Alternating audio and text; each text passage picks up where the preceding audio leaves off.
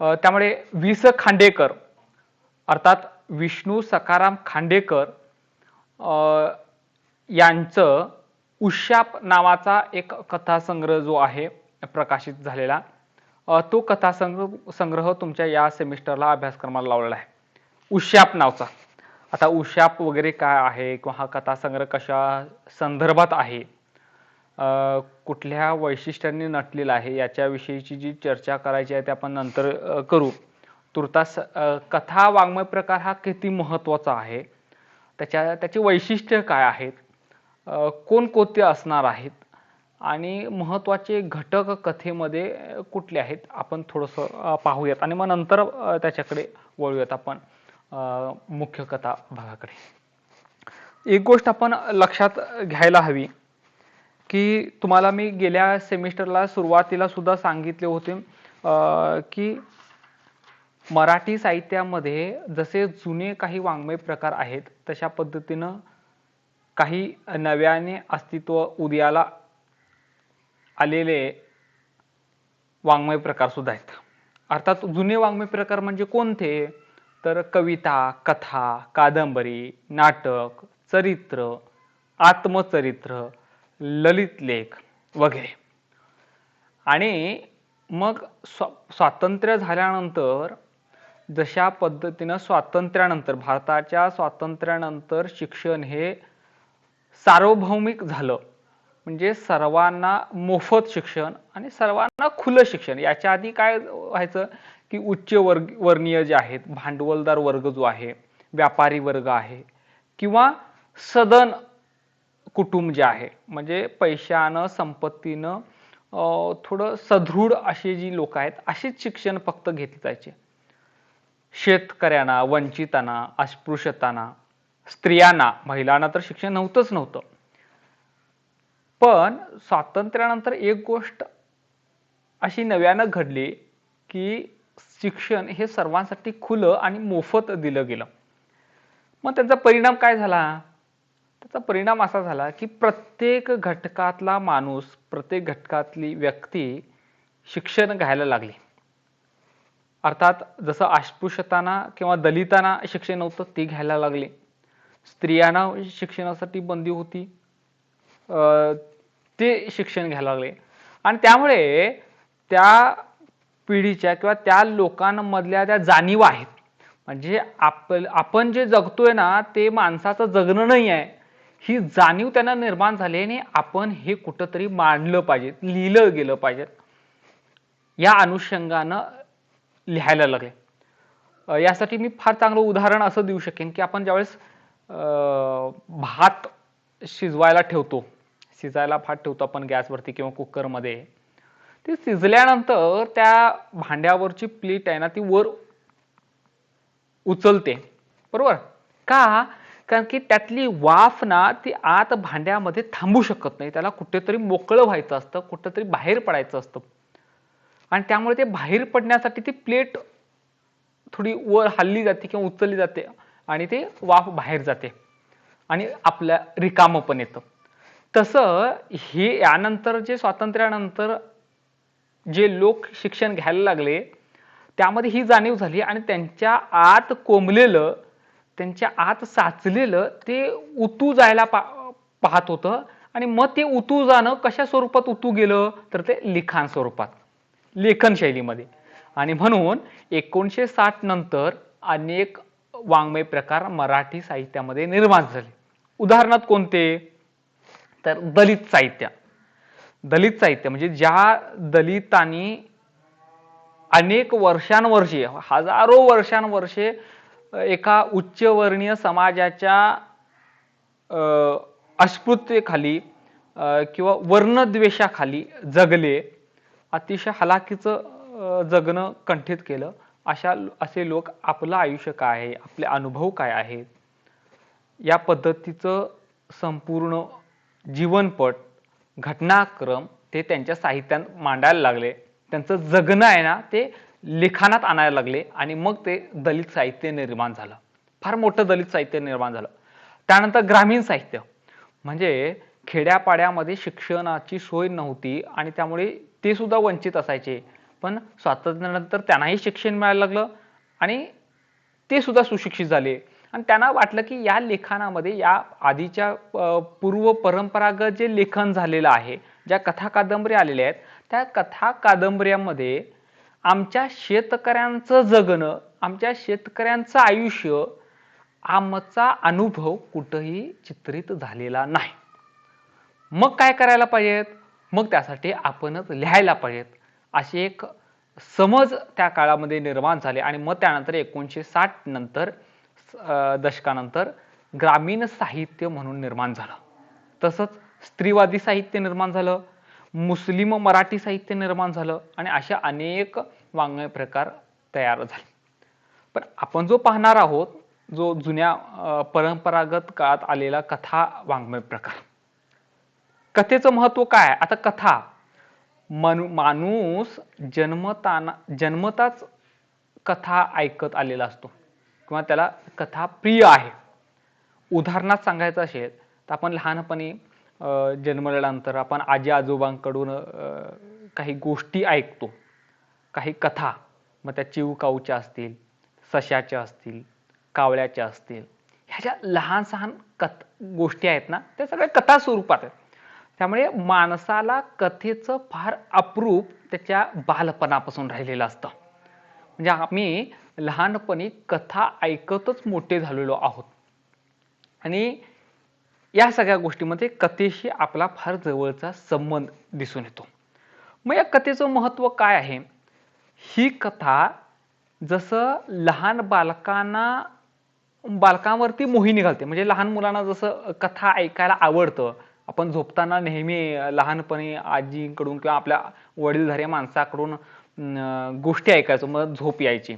आता या खरं तर सोशल मीडिया, व्हॉट्सअप आणि टीव्हीच्या माध्यमामुळे ही सगळी परंपरा खंडित व्हायला, पण त्यातला जो आनंद आहे, त्यातला जो समाधान आहे, ते समाधान या सगळ्या गोष्टीमध्ये तुम्हाला पाहायला मिळणार नाही. त्यामुळे जसं लहान बालकांवरती या कथेची मोहिनी पडलेली असते, तशाच पद्धतीने ते वृद्धांपर्यंत, म्हणजे लहान मुलांपासून वयोवृद्ध माणसापर्यंत कथा आपली वाटते, प्रिय वाटते, सगळ्यांना ऐकावीशी वाटते, कुणाला वाटत नाही. आता उदाहरणार्थ तुम्ही सिरियल्स बघताय. आता सिरियल म्हणजे काय असतात? ती कथाच असते. चित्रपट काय असतो? ही एक कथा असते. ते फक्त एक चित्रित स्वरूपात आपल्याला दाखवलं जातं, एवढाच त्यातला काही फरक असतो. लक्षात घ्या. त्यामुळे कथा आपल्या सर्वांना आवडणारी असतं. कथेचं हे एक पहिलं महत्व आहे, लक्षात घ्या. तसेच हे सर्व मनोवृत्तींना खाद्य पुरवण्याचं काम करतं. जशी पोटाची भूक असते तशी डोक्याची सुद्धा भूक असते. वैचारिक भूक आपण आपल्या साहित्य चळवळीमध्ये म्हणतो किंवा बौद्धिक भूक आहे ती आपण संबोधतो. जसं पोटाचे भूक शांत करण्यासाठी आपण अन्न खातो, जेवतो, तशा पद्धतीनं डोक्याची भूक शमवण्यासाठी किंवा बौद्धिक मनोवृत्तीची तृप्ती मिळवण्यासाठी आपण कथा वाचली जाते, लेखन वाचतो, साहित्य वाचतो आणि कथेमध्ये सुद्धा त्या सगळ्या मनोवृत्तींना खाद्य पुरवलं जातं. लक्षात घ्या. सगळ्या खाद्यपदार्थ म्हणजे एखादा चित्रपट पाहिल्यानंतर आपण त्या चित्रपटाशी आपली भावना रिलेट करतो, आपण त्याला सहसंबंध जोडतो. का जोडतो? कारण की ते आपण आपल्याही आयुष्यात तसं काहीतरी थोडंफार झालेलं आहे किंवा जुळलेलं आहे किंवा असं वाटत राहतं, आपण त्याशी एकरूप होऊन जातो. कथेचं हे एक वैशिष्ट्य आपल्याला पाहायला मिळतं. त्यानंतर मी जसं मगाशी म्हटलं की कथा जशा लहान मुलांपासून वयोवृद्ध लोकांपर्यंत प्रिय आहे. का? कारण की लहान मुलांना कळणारी जशी भाषा त्याच्यामध्ये असते, तशी त्याच्यामध्ये तत्वज्ञान सांगणारी सुद्धा भाषा असते. उदाहरणार्थ काऊचिऊच्या गोष्टी ज्या आहेत. आता काऊचिऊच्या गोष्टीमध्ये भाषा कशी आहे? अगदी साधी, सरळ, जास्त मोठी मोठी वाक्य नसणारी, शब्द अगदी सोपे, सहज, साधे शब्द असणारे शब्द रचनानी ती कथा झाली असते. म्हणजे कसं, एक चिऊ असतो, एक काऊ असते, तिचं घर शेणाचं असतं, तिचं मेणाचं असतं, तिचं उन्हात करपून जातं, तिचं पावसात वाहून जातं. ही अगदी छोटी छोटी 2-2, 3-3 शब्दांनी तयार झालेली वाक्य, अशी भाषा पासून तत्वज्ञान सांगणारी भाषा त्याच्यामध्ये असते. तत्वज्ञान सांगणार, तुम्ही ज्ञानेश्वरी वाचलात तर त्याच्यामध्ये तत्वज्ञान आहे. भगवद्गीता वाचलात त्याच्यामध्ये तत्वज्ञान आहे. तर हे आता ती कथाच आहे. ज्ञानेश्वरी जी गीतेचं सार सांगितलेलं आहे ती सुद्धा एक कथाच आहे. कथेमधून उलगडतं. म्हणजे गीतेमध्ये सांगितलेलं आहे की श्रीकृष्ण सारथी होतो अर्जुनच्या रथाचा आणि मग त्यानंतर ती घटनाक्रम सांगितलं. ती ही कथाच आहे एक प्रकारची. तर हे तत्वज्ञान सांगितलेलं ते अनेक म्हणजे लाखो वर्षांपूर्वी सांगितलेले हे तत्वज्ञान आजही तितकंच लागू पडतं. अशी तत्वज्ञानाची भाषा सुद्धा या कथेमध्ये आपल्याला पाहायला मिळते. यानंतर सर्वच वाङ्मय प्रकारचा पाया हा कथात्मक असतो. वाङ्मय प्रकार मी कुठले कुठले सांगितले? कविता, कथा, कादंबरी, चरित्र, नाटक. तर या सर्व वाङ्मय प्रकारांचं जो पाया आहे ना ही एक कथाच असते. कशी? तर उदाहरणार्थ कवितेमध्ये सुद्धा एक कथा असते. एक गोष्टच सांगितलेली असते कवितेच्या मार्फत. नाटकामध्ये संपूर्ण नाटक जर बघितलं तर त्या संपूर्ण नाटकामध्ये एक कथा गुंफलेली असते. कादंबरीमध्ये म्हणजे कथा हा छोटा पट असला तर कादंबरी हा मोठा पट आहे. लक्षात घ्या. म्हणजे तुमच्याच भाषेत आता अलीकडच्या सांगायचं झालं तर कथा म्हणजे चित्रपट आणि कादंबरी म्हणजे सिरियल्स, टीव्ही मालिका. लक्षात घ्या. त्यामुळे त्याच्यामध्ये सुद्धा कथा आहे. तर प्रत्येक वाङ्मय प्रकाराचा जो पाया जो आहे ना तो पाया कथात्मक स्वरूपाचा आहे. तो कथेचा आहे. त्यामुळे हे एक वैशिष्ट्य फार महत्त्वाचं आहे. त्यानंतर संत एकनाथ काय म्हणतात की लोकनिवती कथा विनोदे. म्हणजे लोकांमध्ये कथेशिवाय आपल्या जीवनामध्ये स्थान नाही असं ते म्हणतात. म्हणजे सर आपण एका 2-3 व्यक्तींसमोर भेटतो. त्या भेटताना सुद्धा आपण कथेच्या स्वरूपात एखादी घटना त्यांना कथित करतो की अमुक अमुक असं झालं, तमुक तसं झालं. अशा पद्धतीच्या घटना त्याच्यामध्ये घडत गेल्या. हे जे सांगणं आहे ना हे सांगणं सुद्धा ते कथेच्या स्वरूपात असतं. लक्षात घ्या. त्यामुळे महत्त्व कथेचं फार जुनं आहे आणि या सर्व वाङ्मय प्रकाराशी धरून निगडीत सहसंबंध दर्शवणारं अशा पद्धतीचं ते महत्त्व आहे. तुम्ही हिंदीचे लेखक फार प्रसिद्ध लेखक प्रेमचंद माहीत असतील तर ते प्रेमचंद कथेचं व्याख्या करताना कथा म्हणजे काय नेमकी असं सांगताना ते असं म्हणतात कि सबसे उत्तम कहानी वह जो किसी मनोवैज्ञानिक सत्य पर आधारित हो. सबसे उत्तम कथा म्हणजे सर्वात चांगली कथा कुठली? सर्वात चांगली कथा तीच ज्या कथेमध्ये मनोवैज्ञानिकरित्या सत्य उलगडलं जातं, सत्य सांगितलं जातं, ती कथा अशी व्याख्या त्याने केलेली आहे. तसेच आपल्यातले मराठीतले फार मोठे लेखक गंगाधर गाडगीळ कथाकार सांगतात कथा म्हणजे काय तर जीवनातली मोलाची भाव सत्य. म्हणजे आपल्या जगण्यातलं जीवनातलं जे भावनिक सत्य आहे ना ते सत्य सांगणं म्हणजेच कथा आहे. कथेमध्ये इतर दुसरं काही नसतं. काही काल्पनिक भाग जरी असला तर आपल्या त्या भावनिक गोष्टीशी त्या रिलेट करत असतात, त्या संबंध जोडत असतात आणि त्यामुळे गंगाधर गाडगीळ यांनी या पद्धतीचा उल्लेख त्यांनी केलेला आहे. कथेची वैशिष्ट्य जसं आपण बघितलं की अनुभव आहे, त्याच्यामध्ये अनुभव असतो कथेमध्ये, कथानक असतं, एक व्यक्तिचित्रण असतं. म्हणजे कथेमध्ये एक संपूर्णपणे घटनाक्रम असतो, त्याच्यामध्ये आलेला अनुभव असतो, काही व्यक्तींची चित्रणं सुद्धा असतात, जी पात्र असतात. म्हणजे गेल्या वर्षी पु ल देशपांडेंची आपण म्हैस कथा बघितली. त्या म्हैसमध्ये तो लेखक असेल किंवा तो म्हैस वाल्याला त्याचा मालक असेल, तर ही पात्र आहेत, हीच व्यक्तिचित्रणं कथेमध्ये पाहायला मिळतात सगळीकडे प्रत्येक कथेमध्ये. म्हणजे हे घटक असल्याशिवाय तुमची कथा पूर्ण होऊ शकत नाही. तसंच त्याच्यामध्ये संवाद असतात. प्रत्येक पात्राच्या तोंडामधून येणारा संवाद हा कथेमध्ये फार महत्त्वाचा आहे. त्यावेळेस वातावरण असतं. म्हणजे ती कथा नेमकी कुठं घडली. कथामध्ये फक्त काय अमुक हे घडलं ते घडलं एवढं सांगितलं जात नाही. तर त्याच्यामध्ये कसं वातावरण काय होतं तिथं, तिथं अशा ठिकाणी रस्त्याच्या बाजूला थांबले होते किंवा एसटी मध्ये बसमधून प्रवास करत असताना अशी गर्दी होती, मग ती झाडू कशी त्याच्या पायामध्ये येऊन त्याच्या नाकपुड्या झाडायला लागल्या वगैरे वगैरे. हे हे हे सगळं जे आहे ना, हे वातावरण निर्मिती आहे. त्याबरोबर भाषेशिवाय कुठलेही साहित्य प्रकार तयार होत नाही. त्यामुळे त्याच्यामध्ये भाषा, तर हे जे घटक आहेत, ह्या घटकाशिवाय कथा ही अपुरी आहे आणि हे महत्त्वाचे घटक कथेसाठी आवश्यक आहेत आणि ते असायलाच पाहिजे. लक्षात घ्या. तर हे कथेचं सारांश सर्वसामान्यपणे तुम्हाला सांगितलं. कारण कथा समजून घेताना, कथा शिकताना कथा नेमकी काय असते हे माहीत असणं फार आवश्यक आहे, गरजेचं आहे आणि म्हणून मी तुम्हाला ते सांगितलं. मी मगाशी म्हटलं होतं की आपल्या ह्या नवीन अभ्यासक्रमाला, CBSEच्या नवीन अभ्यासक्रमाला जे पुस्तक लागू केलं आहे कथा वाङ्मय प्रकार, ते वि.स. खांडेकर यांचं उशाप नावचा कथासंग्रह. उशाप नावचा कथासंग्रह.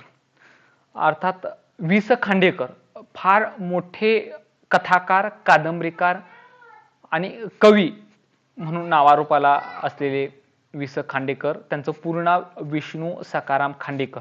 तुम्हाला माहिती असेल, मराठीमध्ये सर्वात प्रथम आणि पहिला ज्ञानपीठ पुरस्कार कुणाला मिळाला असेल तर तो वि.स. खांडेकरांना. वि.स. खांडेकरांच्या ययाती या कादंबरीला पहिला ज्ञानपीठ पुरस्कार मिळाला आणि मग त्यानंतर 3 आतापर्यंत मिळाले. ते कोणकोणते माहिती असतील? जे मराठीला 4 ज्ञानपीठ पुरस्कार मिळालेले आहेत, त्याच्यामध्ये पहिले वि.स. खांडेकर, दुसरे विंदा करंदीकर, दुसरे कुसुमाग्रज वि.वा. शिरवाडकर, विष्णू वामन शिरवाडकर. नटसम्राट नाटक ज्यांनी लिहिलं, जे चित्रपट आलं, ते वि.वा. शिरवाडकर. आणि तिसरे विंदा करंदीकर आणि चौथे आता 3-4 वर्षाच्या पूर्वी भेटला तो भालचंद्र नेमाडे. अशा 4 लेखकांना सर्वोच्च पुरस्कार, ज्ञानपीठ सारखा सर्वोच्च पुरस्कार मिळाला. त्यातला पहिला पुरस्कार वि.स. खांडेकरांच्या ययाती या कादंबरीला मिळाला. ययाती कादंबरी तुम्ही मिळवून वाचा, आमच्या कॉलेजच्या ग्रंथालयात सुद्धा आहे. ती इतकी सुंदर आहे, इतकी सुंदर आहे की ती वाचायला सुरुवात केल्यानंतर शेवट संपेपर्यंत ठेवत नाही. ही कादंबरी, याचा अनुभव एक मला आठवतो. ही कादंबरी ज्यावेळेस मी वाचायला हातात घेतली होती, ती ट्रेनमध्ये मी प्रवास करत होतो राजस्थानला जात असताना आणि ट्रेनमध्ये वेळ जात नाही म्हणून ती कादंबरी घेतली होती. ती काही चांगली असेल किंवा नसेल याबद्दल काही माहिती नव्हती, पण तुम्हाला गंमत वाटत असेल, साधारणतः 400 ते 450 पानांची ती कादंबरी आहे. तर मी पूर्ण रेल्वे प्रवासामध्ये ती कादंबरी वाचून काढली आणि इतकी आवडली की ती पुन्हा त्याच्यानंतर साधारणतः महिन्याभरानंतर पुन्हा एकदा वाचली. फार चांगली कादंबरी आहे ती, वाचून तुम्ही काढा, म्हणजे तुमच्याही लक्षात येईल. अर्थात त्यांच्या कथा सुद्धा तशाच आहेत. त्यांच्या कथेचं एक वैशिष्ट्य सांगतो किंवा कादंबरीचं वैशिष्ट्य सांगतो. त्यांची जी भाषाशैली आहे ना, त्या भाषाशैलीमध्ये एक प्रकारचा काव्यात्मक अनुभव येतो. त्याच्यामध्ये फार लय, ताल असतात आणि भाषा फार सुंदर अशी गुंफलेली त्याच्यामध्ये दिसून येते. म्हणजे तुमच्या ह्या कथा अभ्यासताना तुमच्याही ध्यानात येईल की त्यांची भाषाशैली किती सुंदर, सहज, सोपी आणि काव्यात्मक दर्जाची भाषा आहे, हे तुमच्याही ध्यानात येईल. लक्षात घ्या. वि.स. खांडेकरांचं उशाप. अर्थात उशाप म्हणजे काय? कुणाला माहिती आहे उशाप या शब्दाचा अर्थ?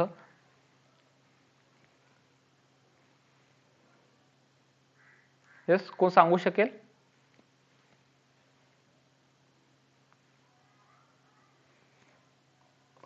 उशाप म्हणजे पूर्वी तुम्ही माहिती असेल, रामायण महाभारत टीव्ही वरती बघत वगैरे असला किंवा साधू संतांच्या कथा बघितल्या असाल, तर त्याच्यामध्ये ऋषीमुनी नाराज झाल्यानंतर किंवा रागावल्यानंतर एखाद्या व्यक्तीला शाप द्यायचे, शाप दिलं जायचं आणि मग त्यांचा शाप इतका कडक असायचा की एकदा शाप दिल्यानंतर ती गोष्ट होणार म्हणजे होणार, ते माघारी घेता येत नाही.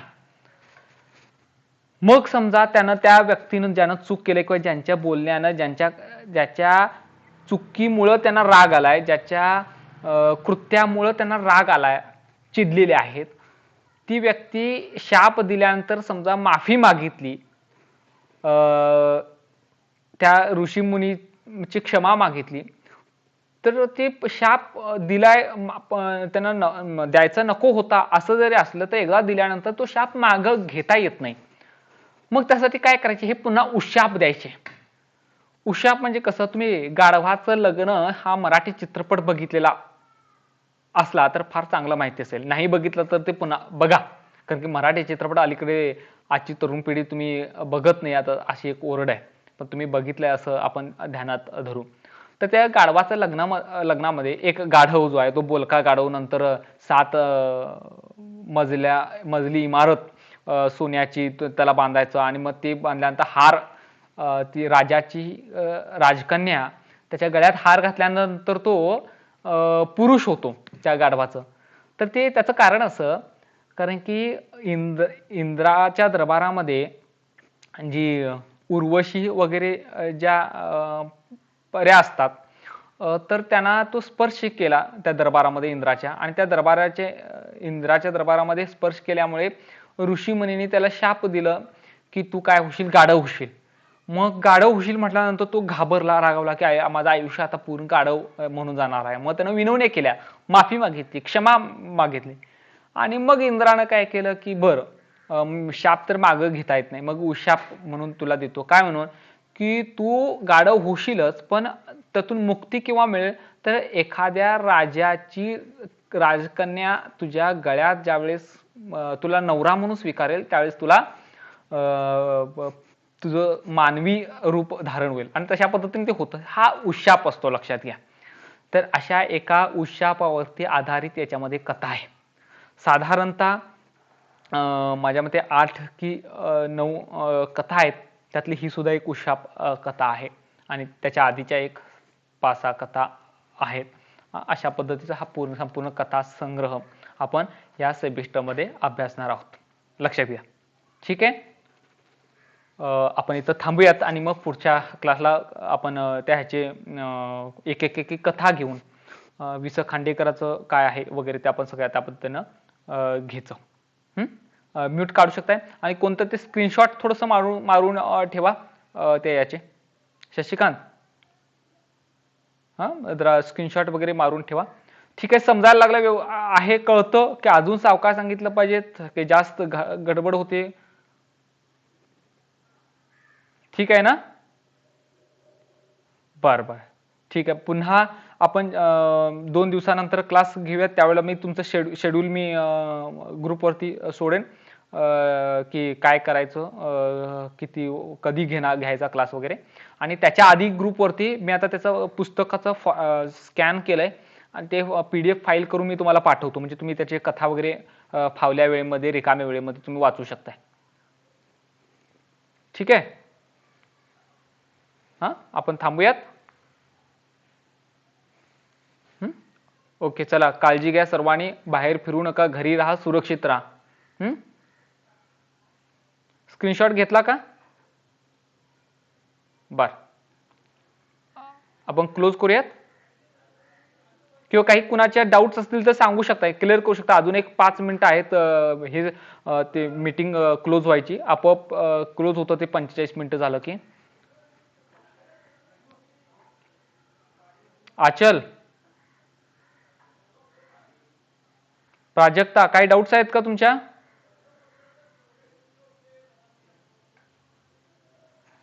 बरं, ठीक आहे, मग क्लोज करूया आपण. ठीक आहे, चला, टेक केअर.